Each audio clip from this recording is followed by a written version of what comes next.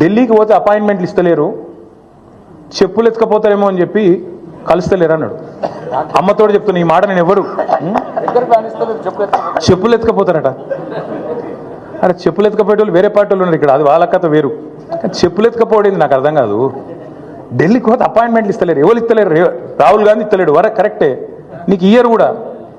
ఎట్లు ఇస్తారు? నీకు తెలిసిపోయింది నీ కథ అంతా. ఇయ్యరు.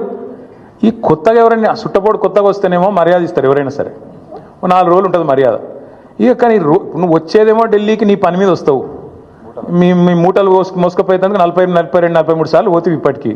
అందులోనట ఈయన ఎకానమీ క్లాస్లో పోతుండట. బా ఫోటోలు మొత్తం బయట పెడతాం, ప్రైవేట్ ఫ్లైట్లు, బిజినెస్ క్లాసులు, మీ ట్రిప్పులు మొత్తం ఫోటోలు బయట పెడతాం. సోషల్ మీడియాలో ఇప్పటికీ జరుగుతున్నాయి, మళ్ళీ పెడతాం.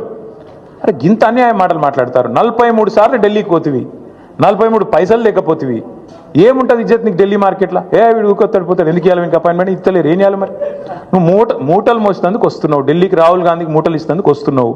మొదలు మర్యాద ఉంటుంది, ఇక ఆఖరికి దొంగలెక్కనే చూస్తారు.